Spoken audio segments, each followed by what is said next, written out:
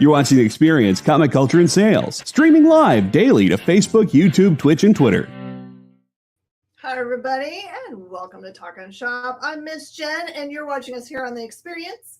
This is the show that you should be tuning into weekly to at least catch some cool information about two creators or creator groups that have things that are coming out this week, so you can rush off to your local comic shop and support them by telling them that you would like to have them pulled for you and support some people that are really passionate about what they do. This week, we're going to be talking to Fabrice Sapolsky and Tony Fleeg, so don't go anywhere. Stick around. We'll see you in just a second.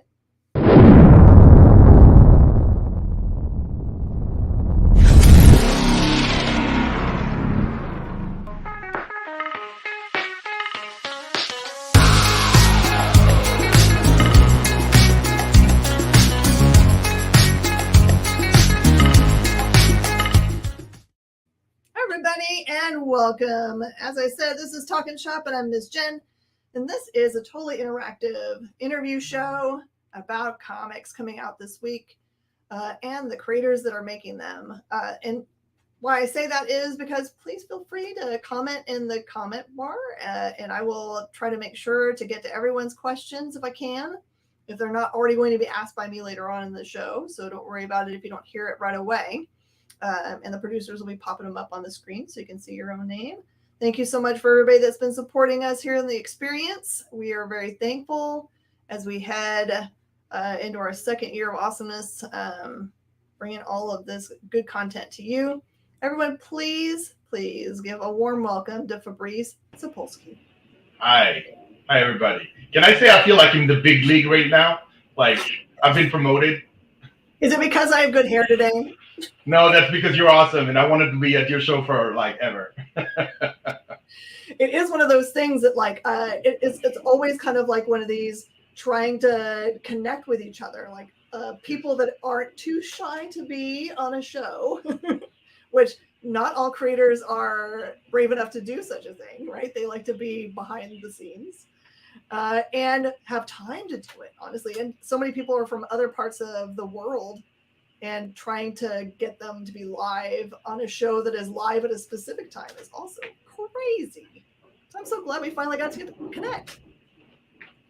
Yes. I got to see something super cool. You had a gathering on Mog Park's show. Yes. And yeah, you guys had some fun. We had a lot of fun.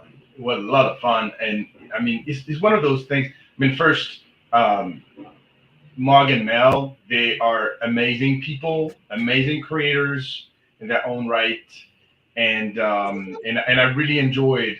Hey, this is Stefan Petro. Like he's commenting. Stefan Petro is the color artist for Photonic Man of Light. So I know it's very late where he lives in France. So shout out to him because he did an amazing job updating the project. So, but we'll talk about that later. I love it. Okay, so what got you into comics? Were you one of those kids that like from the beginning was drawing on every piece of paper you could draw on or writing anything you could write? Or was this something that happened later on in life? No, it was early on. It was literally when I was like 5 or 6 and I was on my way to school. There was a newsstand and you pass every day and you see those colorful magazines, and all you want is to pick them up until you have as many cents as you can to just buy your first, and then from that you're unstoppable. You're an ogre. You have to buy as many comics as you can because there's never enough.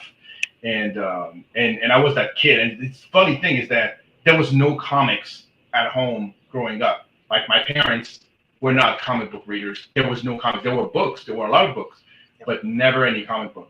I think my dad, when he was younger, he liked like humor stuff, and there was a lot of humor comics back in my home country in France.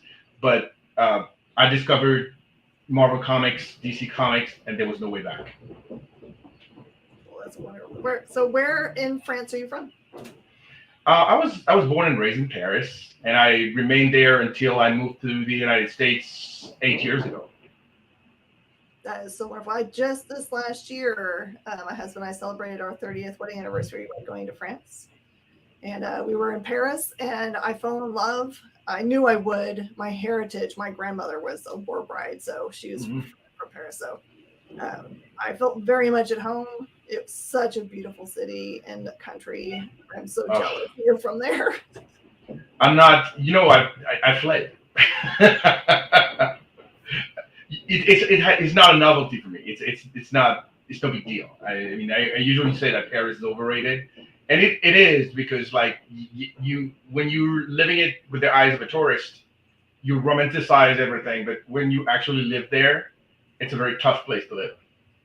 Is it because it's expensive, do you think? No, it's because people are rude. Oh, they're rude. Oh, that's so funny. Hey, Sean Butler, I just wanted to say hi. We got people popping in. Okay, so Fair Square Comics, is that a company that has been around for a long time, or is it fairly new? It depends. Like officially, the company was founded in 2019, but we only started publishing in 2020. And we actually started with Kickstarter. We did one Kickstarter, a second Kickstarter, and then we were like, okay, well, seems to be going right, so maybe we should like make it official. And then we broke a deal with Diamond, and from 2021 on, we've been publishing 4 graphic novels in 2021. 10 titles in 2022, and there will be 27 titles this year.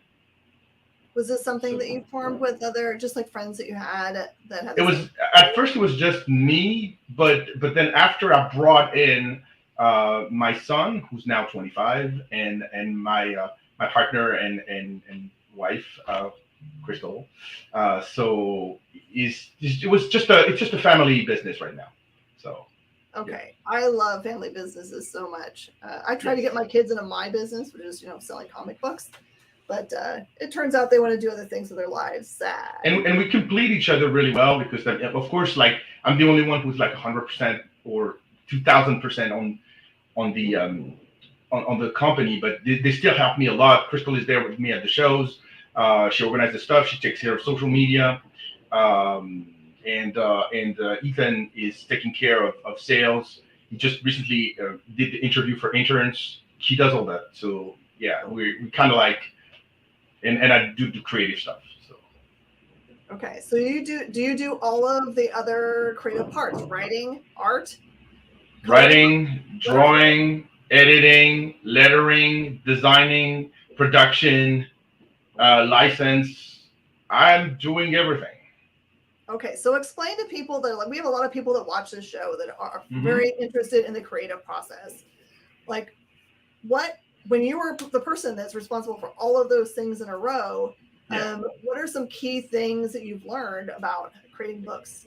Let me tell you that when you're a publisher and you're graduating from a creator to a publisher, there's a lot of things that you do that are absolutely not interesting. And most of my days are like solving issues and just like, because when you're working with a distributor, and Diamond is a big distributor, they request a lot from you. Like there's always information, there's always something that they need, and you have to give them. And especially since it's kind of schizophrenic, because you have the direct market that deals with the comic book stores, and you have the book market that deals with the libraries and the bookstores. And they're completely different in the set of things that they need and when they need it. So the direct market is pretty easy to understand. It's basically 3-4 months before the book is released. I mean, the comic book is released. They need the information. So you have to compile the information. They need it a certain way, and you have to make sure that everybody's on time to make sure that you have the cover, the description, everything, and pages, whatever is needed to sell the book to retailers, to comic book retailers, to comic stores. And then you have the book market where you have to have the same kind of information, but 6 to 9 months before. Wow, that different. So that's different. And that means that you're constantly living in two worlds, and you have to balance okay, like I need that, and then you add that sales conferences, summits, presentations. There's a lot of things, and it keeps going. But on top of that, there's also the production of the book themselves. And I spend most of my days working with the printer, the shipping, warehouses, all that is me. But I also take care of the web store. We have our own web store, and doing 20 to 23 conventions a year. So there's a lot of logistics that are baked into the role of a publisher at a small company. I mean, in bigger companies, there's a person for every role. But I kind of like have to wear all the hats because we can't afford that. We're still small, and it's difficult already. But the public has no idea, and the public should not have any idea, because clearly, when you go into a restaurant, you don't care how it's made. You just want it to look good. You don't want it to taste good, and that's what we're doing. I always say that if you take one of our books, let's take this one for example, and you put it in front on stands next to any other books from any other publisher, we have to be as good or better than them, because to the public we're the same. And as long as we can get to the stands, I am confident that we can make a difference and people would choose our books. And so we're working very hard for that. What's the difficulty that you currently face in this kind of like more modern age of like social media and emails and phone and all that stuff? What is the hardest part that you feel now about That's a very good question. Reaching stores that would be open to carrying your books and yes, so I have to say people give a lot of crap to Diamond, but they've actually been very supportive. But it's never enough. Like we have our own section in previews. We have 2 to 3 pages every month in every previews magazine. But unfortunately, I'm not going to tell you about that. You know more than me. But the life of a retailer is that you have 2,000 references every month to deal with, and 5 seconds for every publisher, and especially those you don't know really well. So the thing is to establish relationship with the publishers, and that's why we're using shows when we can to go and visit the publishers, the retailers. But it takes a long time. And that's the hardest thing, because there's so much white noise now and so many publishers. So people don't really understand who's publishing what, and what's the difference. Why do you stand out? I mean, we're very easy. We are the only, we are the only immigrant and minority-owned comic book company on the market. The only ones. You have minority-owned. You don't have immigrant and minority-owned. It doesn't exist. That's us. And that's why our motto is comics from the rest of us, because we want people to understand who we are and that we're really trying to cater to everybody. Like we don't try to compartmentalize. We're not trying to target a community. We really want to be with everybody. We want everybody on board with our books. But our books are, because that's who we are, mostly done by immigrants and minorities. It's just that we are as mainstream as you can be. Absolutely. I just want to say hi to Slipknot, because Slipknot fans said hi earlier, and thank you for the compliment. I appreciate that very much. Now, and someone made a comment that Crystal is an absolute boss. Yeah. Crystal is K-R-I. So you know, K-R-I-S-T-A-L. I won't make that mistake again. I'm sorry. And then Sean has a good question here. It says, when you change hats from, say, creator to editor, do you change your mindset? Like, when you go from creator to editor? Maybe what he's asking is, like, do you have to, like, go to a different room and then come back in? Or do you have to, like, take a break? You know, it's like when you go from writer to artist. Mm-hmm. You have different ways of approaching it. I know artists that are, like, they're doing both at the same time, and it's fine. That's not how I proceed. Well, how I proceed is that I separate. Again, I compartmentalize in my head. I learned to be very good with that. When I write a script, I let it rest for a few days or a few weeks, and then when I look at it again, I look at it with a different hat, and I almost forget that I wrote this. And it's often the case It's kind of like a second nature. But it's the other way around that it's the hardest, because being an editor I love being an editor. Being an editor is great because first, it's great to keep your ego in check, because you're the unsung hero of the chain, of the food chain. You're the person behind the team. You're the person that no one ever sees. You're the person whose ideas are never going to be credited, but you don't care, because your goal is to make that project as good as it can be with the people that are making it. And I love that. I love that role. I love being an editor because it's like, because I love artists and I love writers, I love creators, and so of course I and also I have this kind of like very weird uh, relationship to my own work, which is an immediate rejection after I write or I draw anything. So it's great for me to let it rest so that I can look at it and be a little bit less subjective with my work and hate it less. Um, but yeah, it's just like I have a hard time being proud of what I do, and that's why it's always great when other people say, "Oh, I loved Intertwined," or "I love Lady Bird," or "I love the books that you did," because I'm very hard on myself. I only see the flaws, but when I'm the editor and I have to look at the flaws of others, I have much more tolerance. I have a higher tolerance, and I'm much more patient with them. So I love being the editor. And look, there's some incredible books that I did in my career as an editor, whether at Fair Square Comics or before when I was working for the French companies or Humanoids or Heavy Metal, all these companies that I worked at, and I'm proud of all of them. So it's just like it was just every book is a wonderful adventure with creators. Oh, that's awesome. So, when working for those other companies, were you primarily doing editing for them? Yeah, yeah, it was mostly editing, um, and I was hired for that, and I did that, and that's it. Like what I did as a creator for other companies were, of course, what I did for Marvel, but we're not going to talk about that. And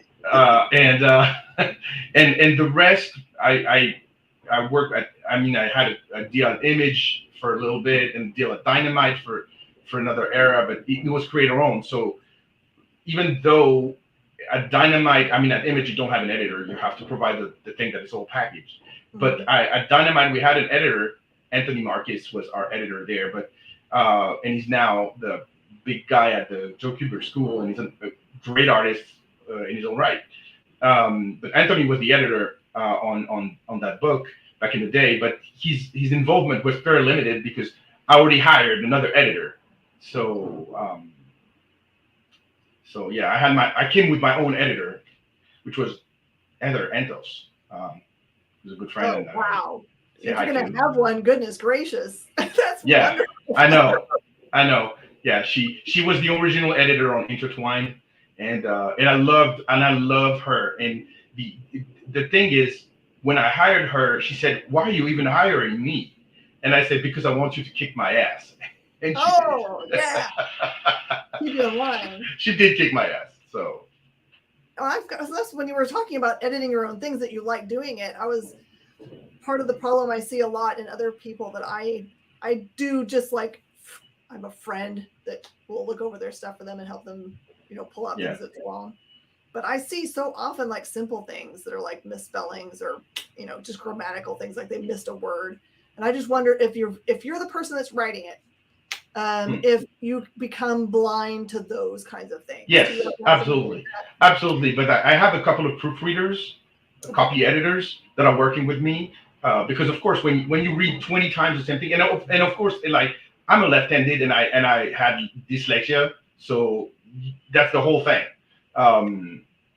I need someone to look over my stuff because sometimes I will forget a word or misspell some stuff. So, but that's not the role of an editor. That's the role of a copy editor or a proofreader. The editor has a more creative and organizational aspect to it. Yeah, editors definitely don't get enough like love. Like every once in a while, you get someone like people know who Karen Berger is, so they people are aware of like Shelley Bond and those guys that are like known as editors and have done amazing jobs. Yeah. But I still think there's this mystery that people don't really know what they do 100%. Yeah. But the funny thing is that I don't really publicize my work as an editor because I have these books that I'm constantly pushing other people's books as a publisher or my own books as a creator. So I don't necessarily have to talk about my role as an editor. And I did a portrait of an editor with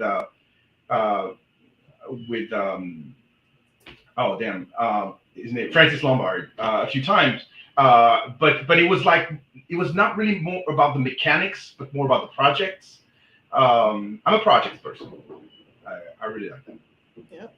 All right, let's talk about Facebook Comics.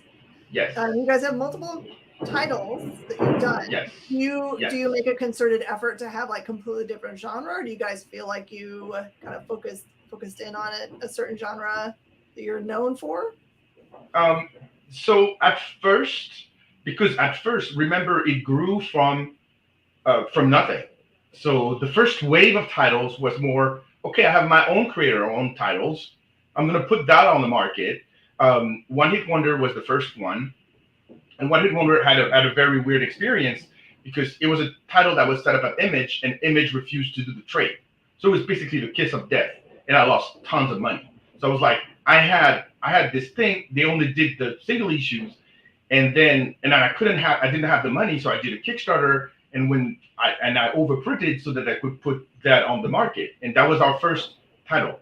And then after there was Noir is the New Black, which was a title that came out of nowhere from a conversation with my friend T.C. Harris, and it was like an answer to the murder of George Floyd and the anger, and it was at the beginning of the company, but the immigrant and minority vibe was already there. So it was like, this is natural for us. So, and this book was a little miracle. I always say that we put it together. Chris and I would put it together in 5.5 months.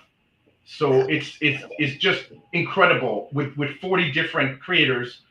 I don't even know how we did it, but it worked. Everything worked. So those 16 stories. Exactly. She will. Absolutely. And then after that, it was like, okay, well, I'm going to republish Intertwined. The thing is, Intertwined was set up at Dynamite, but I never liked the way they handled it. I never liked, they didn't know how to sell it. They didn't know what to do with it because Dynamite, and it's no disrespect for them, but they're more of a licensed properties company. When they have original IPs, they don't really know what to do with them. So we were kind of like in this no man's land where they didn't know what to do with it. And we had to wait 5 years until we got our rights back. And when we got it, I said, like, okay, we're going to republish it the way it was always intended to be. And it's been working really well because it's still one of the highest selling books that we have, Intertwined. And I'm glad because we just announced the sequel that will come out May 31st. And it's going to, and I got a lot of love already for this book. So I have very high hopes that with its 6 covers and its direct market exclusive, it's going to perform well. So yeah, and then after that, we started expanding. We took a bunch of licenses from the French market, and actually the book that changed everything is a book called No Kidding. Here. Oh, that's adorable. And No Kidding is a book that is about women's rights and the right to choose if you want to be mother or no or not. And it's done with like finesse and humor, and it's actually drawn by Marguerite Sauvage under another name, Madeleine Martin. She uses that stage name because it's a style that is a little different from the style that people know her from the comics. So she has this, and this book has been, again, a hit for us since September, since we started. This is already the second printing. So I encourage everybody to discover it because it really is. It's not just for women, it's for everybody. Like, it's really for everybody. And you're going to laugh, and you're going to enjoy, you're going to have fun, and you're going to learn a few things in the process. So no kidding. Yeah. And since then, we expanded. We're doing more creator-owned like the Young Tokyo Legends, which is a 3 issues miniseries. Actually, let me just say a thing about how we market our single issues, because we're doing things a little different than other publishers. So Beyond Tokyo Legends, but before that there was Classified Jaeger and Classified Black Box, which were on the same format. Our periodicals are actually 64 to 76 pages. So they're mini graphic novels. They're standard US comic book size, but they're premium. They have a thick cover. They're square bound, premium quality, premium finish, and they retail for $12.99. And people are like, "Wow, that's very expensive for a single issue." Wait, you have 76 pages. This is a lot of material for $12.99. Like you have publishers who are doing 48 pages for 10. So for just $300, you have like 40% more. So it's and also people have to realize that when you are a small publisher and you want to play in that thing, every retailer will tell you, we're going to take 1 to 5 copies of your book just to try. So if I priced it at $5, I would have like five times $5. Now I have 5 times $13.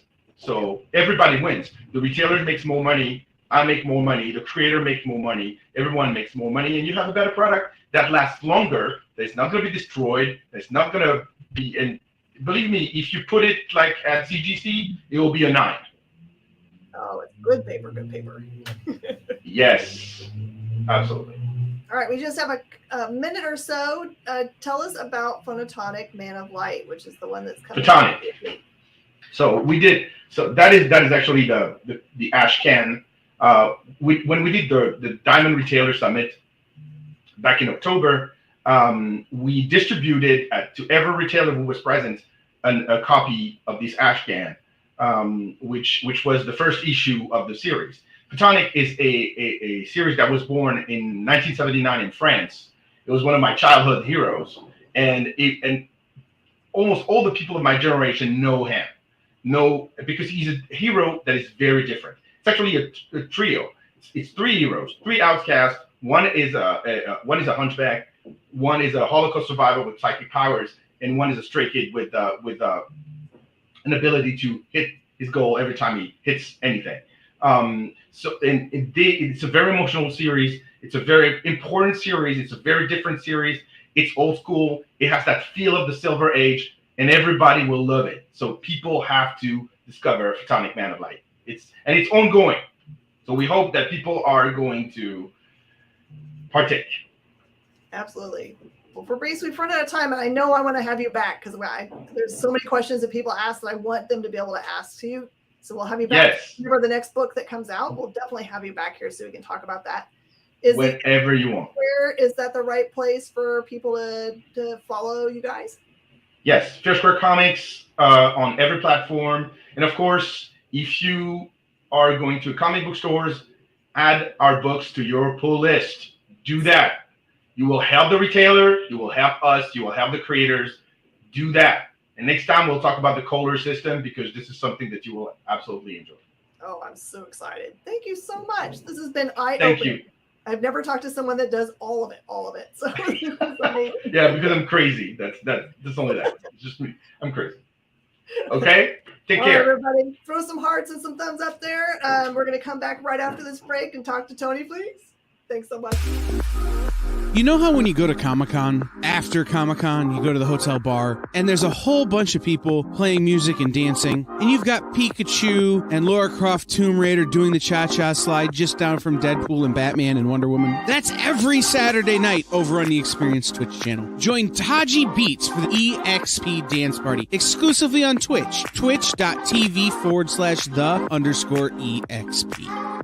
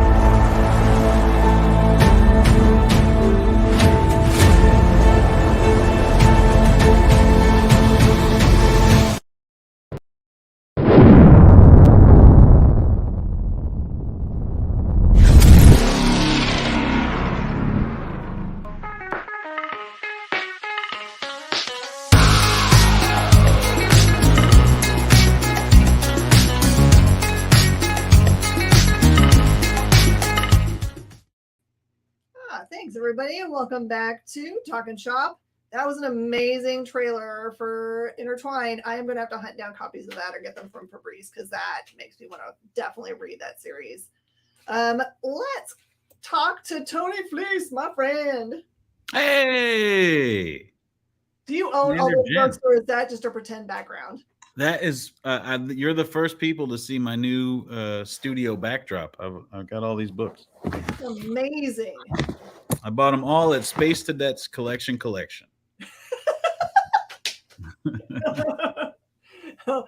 So is that all graphic novel? Graphic novels right behind me. Yeah. Regular books are inside and on shelves elsewhere, and then art books that way. Art books, okay. And like process and writing books and stuff like that. That's beautiful. Yeah, I just bought this house, and for the last few months I've been turning this garage into a art studio workspace for me. So I finally got. Do you have best friends now at IKEA? These IKEA, I've been gathering them throughout the years, but this is the first time now that they're all put together in the same place like this. They used to just be scattered throughout the house. Listen to all this beeping. That's my family on the text thread. Everyone's like hitting you up.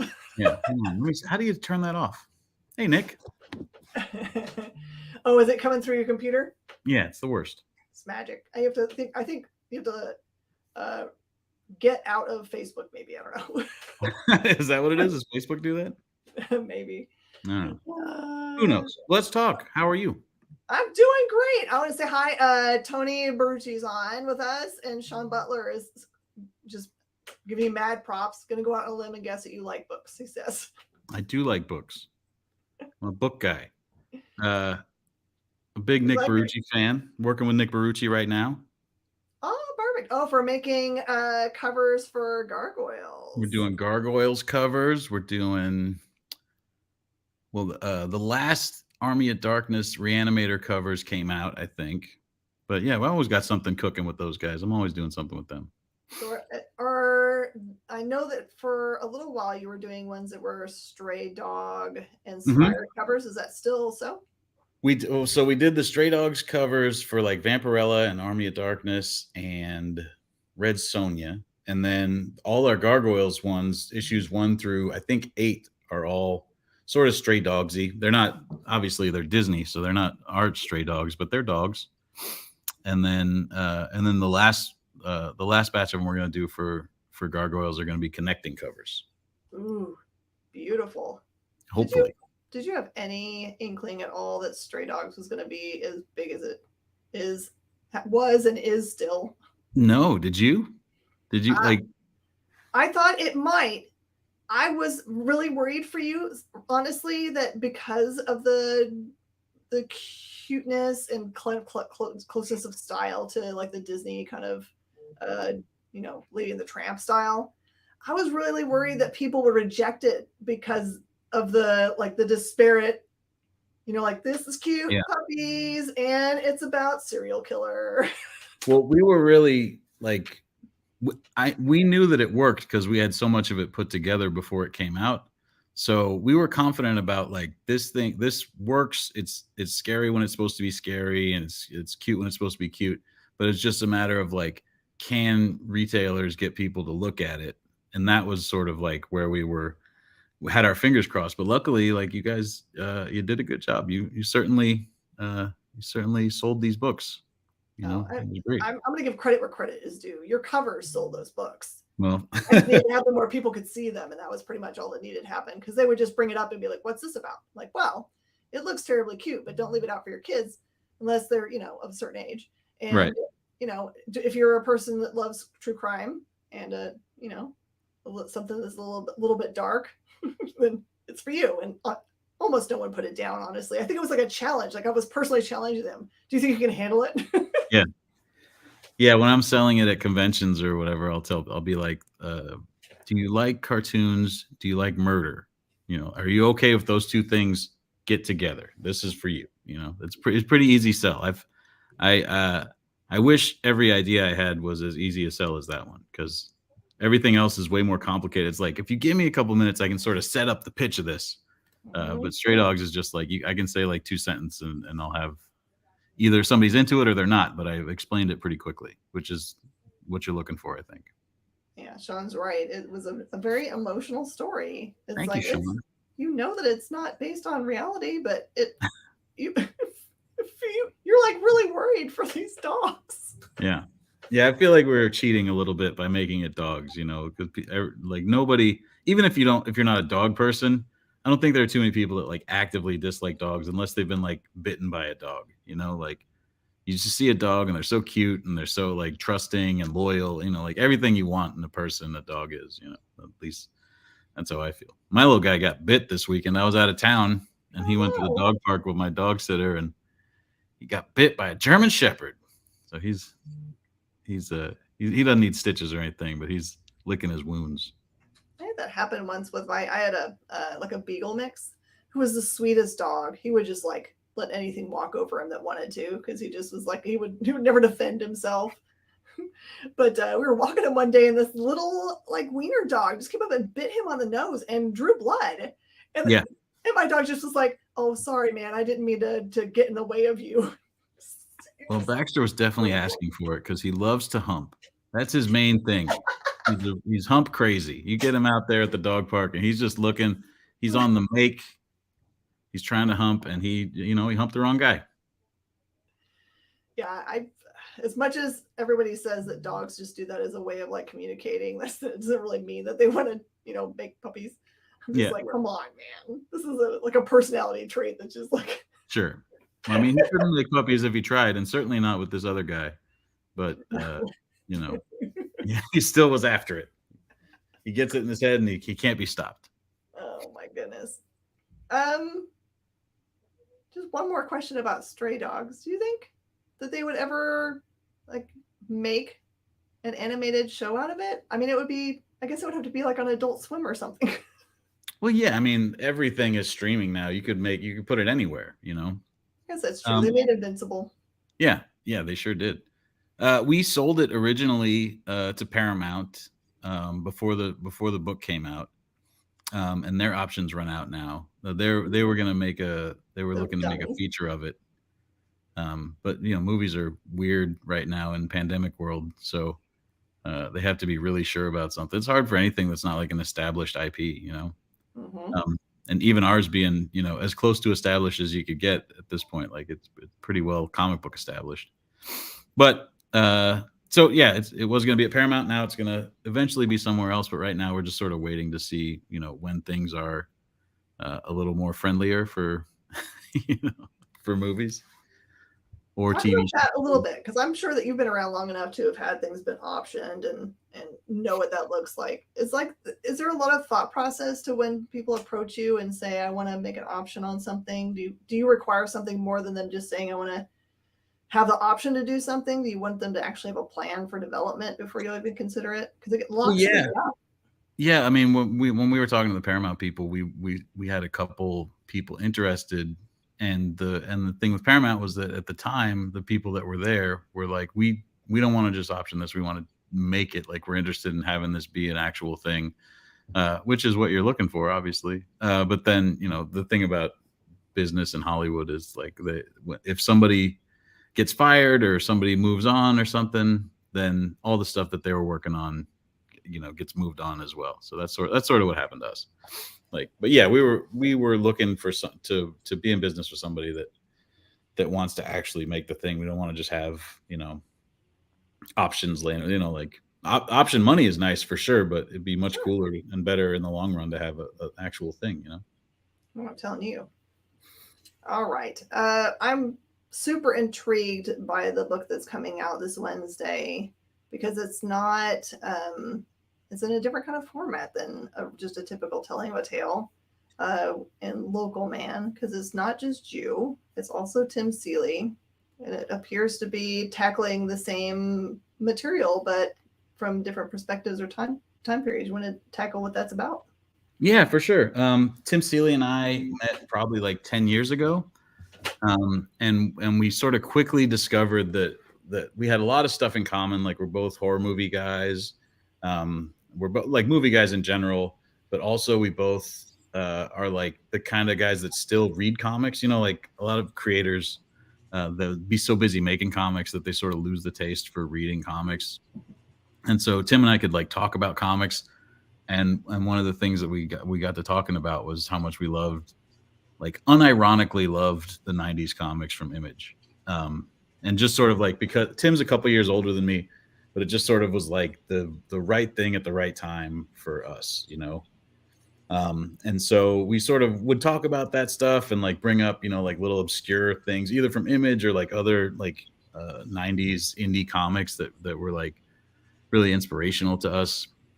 And Tim is better at drawing superheroes than me. So he like went and just like lived his 90s dream. Like I think he was drawing Wildcats, you know, by the early 2000s, you know, and in the 90s he was at least drawing, you know, like he was starting Devil's Due stuff, and it took me a little longer to get there, but when I had Stray Dogs, before it even came out, but it was at Image already, and we were talking at a convention, and we were like, we got to do something at some point, and it'd be cool to do something. Tim had the idea, like we should do something that's like a 90s Image book crossed with like a 90s Vertigo book. And we thought about what that would be for a while, and it was a little bit like we had to sort of like zero in on it a little bit, because like 90s Vertigo is such a broad, I mean, 90s Image, you know what you're talking about. 90s Vertigos, you're like, is it magical, you know, is it very disgusting and violent, or, you know, like is it like poetic? So what we sort of zeroed in on was we wanted to do like the crime noir version of a 90s Image comic. And one of the things we loved about the early Image comics, like the very first ones, all the first Youngbloods, and some of the other ones, but mostly it was the Extreme Studios books, was that they were flip books. So like, this is Local Man, but also this is Local Man. So we're telling a story about a 90s superhero who is now, you know, has lived a whole career and had adventures and stuff, and now he's sort of like fired from his job as a superhero and disgraced, and has to move back home to the small town where he's from with his mom and dad.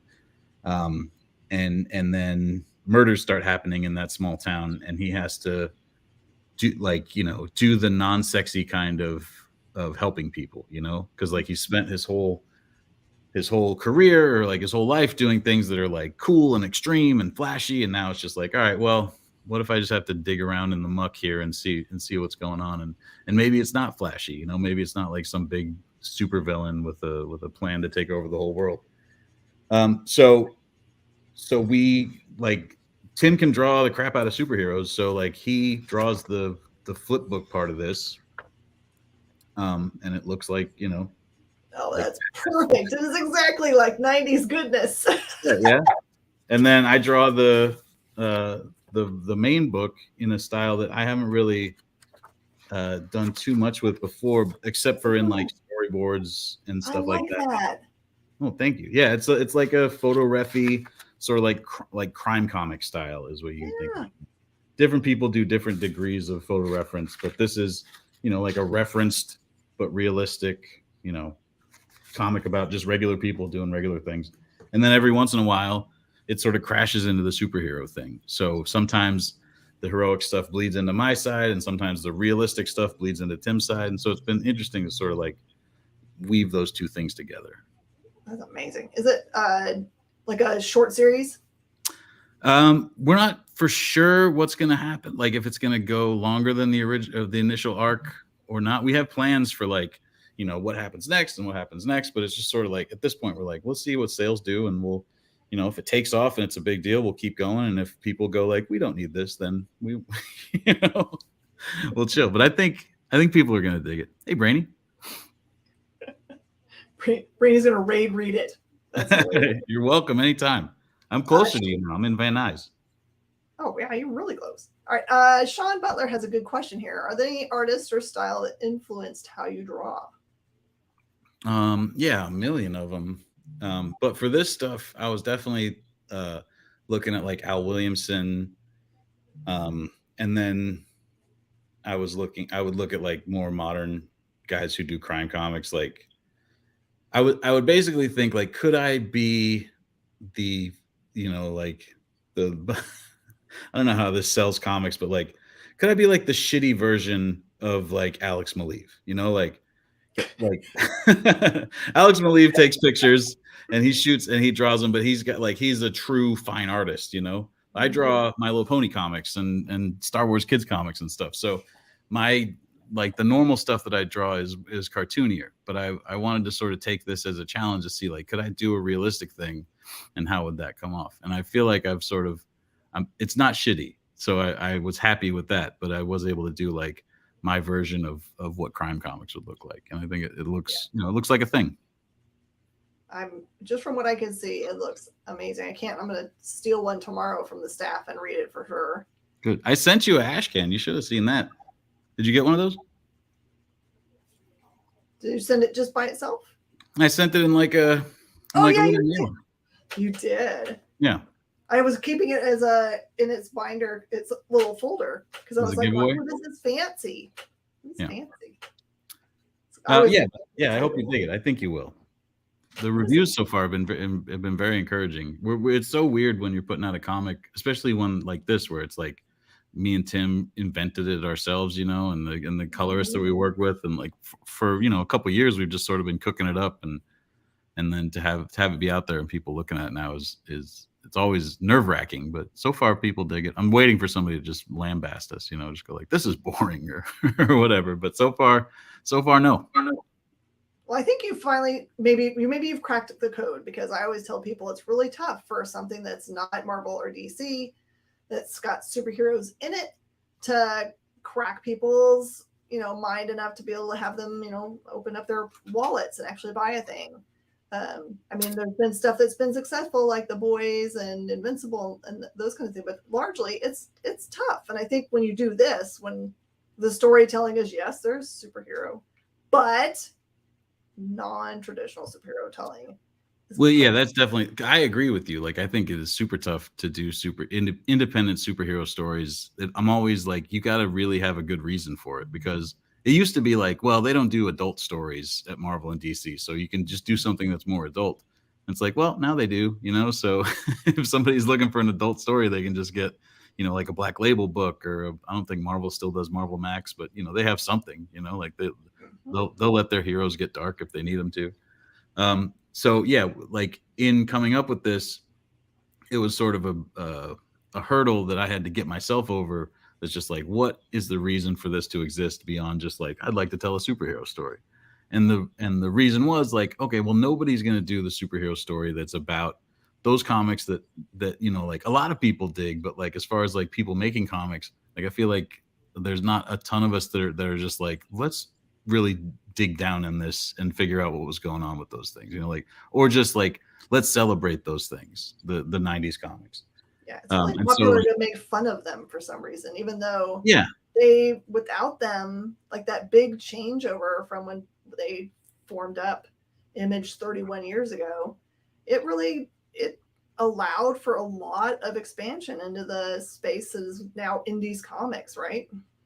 Well, for sure. And like Image being around just after that, every person that you love who makes comics, is able to still just make comics because Image Comics exists, like they've propped up everybody in comics basically. But yeah, I think when people make fun of them, it's because it's sort of like when you learn to notice something, like I always think about it like the font Comic Sans or Michael Bay or something, like if something becomes easy to spot and you can point to it, like, oh, I can tell that's Rob Liefeld art just from looking at it, then they sort of skip over like, all right, well, you think it's bad, why is it bad?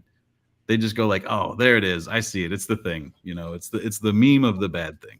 And look, it's not like those comics are Watchmen, but when you're 13 years old and they just make a whole line of comics that's just about muscular Arnold Schwarzeneggers firing guns at each other and like the sexiest girls ever born, it's like that's exactly what I needed as a 13-year-old, so it's sort of maybe it's a time and place thing, but Tim and I are definitely approaching this from a respectful place, which it's not like when we marketed it, we said like, please come enjoy the respectful look at the 90s, so part of me is like, I hope those guys, if they even know we exist, which I'm sure not, I hope that Rob Liefeld isn't sitting around going like, "Oh, here comes somebody else to take a crap on us." I hope they know that we're coming from a place of love.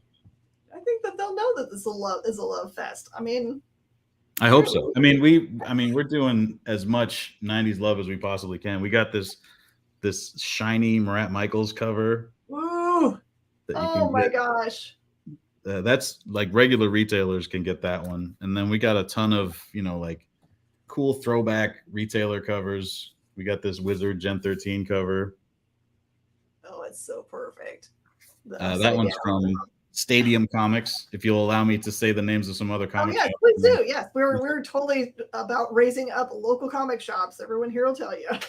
Bird City Comics right here. This the Angela cover. Yes. And then my buddies at Wanted Comics did this one. Not a '90s comic per se, but sort of thematically matches all right. And then we got a couple other ones. Joseph Schmalke, the famous Joe Schmalke. I love Joe. Yeah, he did this one for Bad Hombre Comics. And then at Coliseum Comics, they did this one with Brian Haberlin. It's like a connecting cover. There's like 4 image series that are launching this month, and they're all connecting. You must have just saw him at Comics Pro, right? Did you go to that? Comics Pro is actually this week. Oh, it's right now? Yeah, well, I fly out on Wednesday very early. Oh, man. Well, then I have no questions for you. I'm excited to hear how it goes. I just talked to Brian last week. I think he was on the show. So. Oh, nice. Yeah, I like that dude. I met him at Wizard World LA where I last saw Fabrice. Oh, yeah, that's awesome. Okay, Edward says hi. Brady wants you to come to Comics Pro. Get on a plane on Wednesday like you have nothing else to do. I got a thing going on. It's not too late to get a flight. Yeah. It might be really too late to get a direct flight, though, from where you are. I heard there were no direct flights from where I are, is what I heard. Yeah, it's a weird new world in which it's difficult to find planes to get where you want to go. Yeah. Well, I would, but I'm going on a real tour this week. I'm going to be all over Los Angeles signing these books. I'm going to be at House of Secrets Comics and Arsenal Comics and Collector's Paradise and the Comics Bug, as well as I'm going to Pulp Fiction down in Long Beach and just sign a bunch of books for their people, not even like at a signing. Okay. Just sign their books they got, and then I'm going to Golden Apple to do the same thing. So those are awesome stores. Yeah, all my friends, all my Los Angeles friends. Yeah, that's one thing I was always jealous about when my friends that have stores out there, that it feels like there are way more people that just randomly wander into their store that are famous than, far northern suburb Houston, Texas. Any Wednesday when I go into my shop, I go to House of Secrets on Wednesdays, and they're right by Warner Brothers, so it's always animation guys in there. But those animation guys also drew all kinds of comics, so like there's always somebody who is an animator and who draws comics in there, or it'll just be comics people, or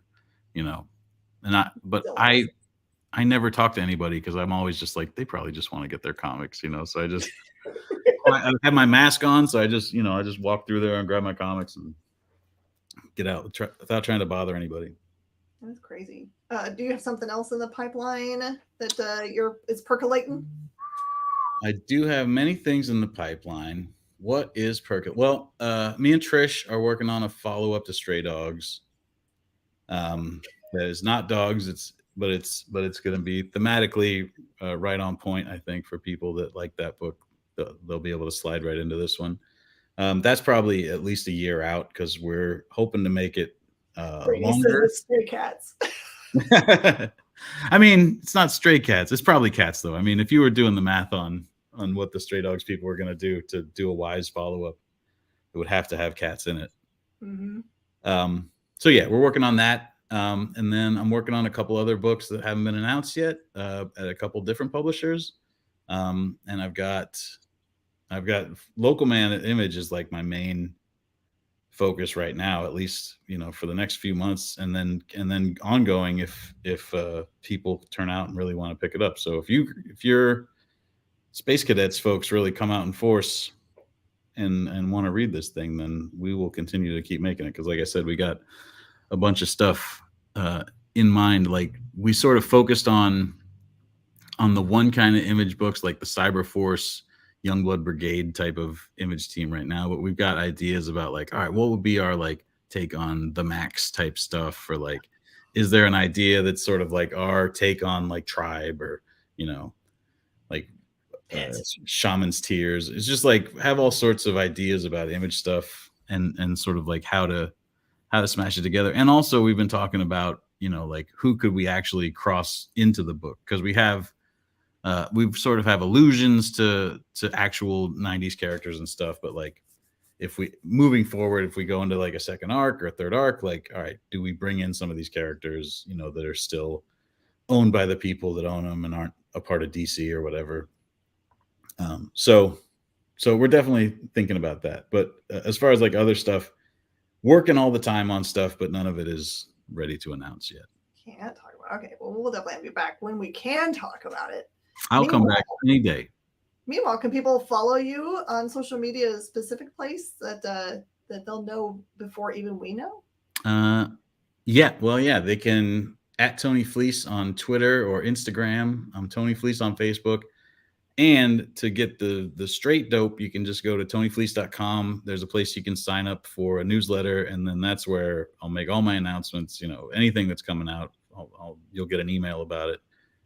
And generally, I'm not trying to sell you stuff, I guess, except for just, hey, here's a comic that's coming out. I won't hit you up about buying every single cover, every single version of it. I just go like, hey, this is coming. Be on the lookout. So. Yeah. Really and truly, I think the success for most comic books is that we have enough people that don't just show up for number one, but stick around for the subsequent issues and let their local comic shop know that they're interested in them, so that they know to order them, and then we'll have a very healthy comic book market indeed. Yeah, that's the hope. So we got our numbers for number one, and now we're in the place where we're just like, let's see what happens now, because it could be. There's a little attrition, and it could be there's a total nosedive, but we're sort of prepared for whatever ends up happening. But it is sort of like that you're on pins and needles, just wondering like, well, what's going to happen now? What's going to be the thing? So it's an exciting time. We'll hope for both you and for Tim that this becomes very successful, and it gets many multiple of issues out there. Yeah, we could do love. We could do spin-offs. We could do Local Man Strike File and, Local Man Trilogy. We get Jay Lee to do some stuff. That'd be great. I could live all my little 90s fantasies. Oh, the cool thing about Local Man 2 through 5 and all the, subsequent issues is that we got, so on the first issue, Tim Seeley does the back cover because he's doing the superhero stuff. Mm-hmm. Flip cover. But on all the following issues, we got like some of our favorite 90s image guys to do covers. So number 2 is Todd Knock from Extreme Studios. You may know him from his work on other more current books, but to me, he's Todd Knock from Extreme Studios. Number 3 is Brett Booth from Wildstorm Studios, or Homage Studios back in the day. And number 4 is not an image artist in the 90s, but one of our favorite artists in the 90s, Bill Mouse from Parody Press. Oh, wow. Yes. Artist of Skin 13 and the like. Mm-hmm. And so he's doing number 4. And then number 5, Weapon Zero's Joe Benitez, artist of Cyberforce and Weapon Zero and Top Cow.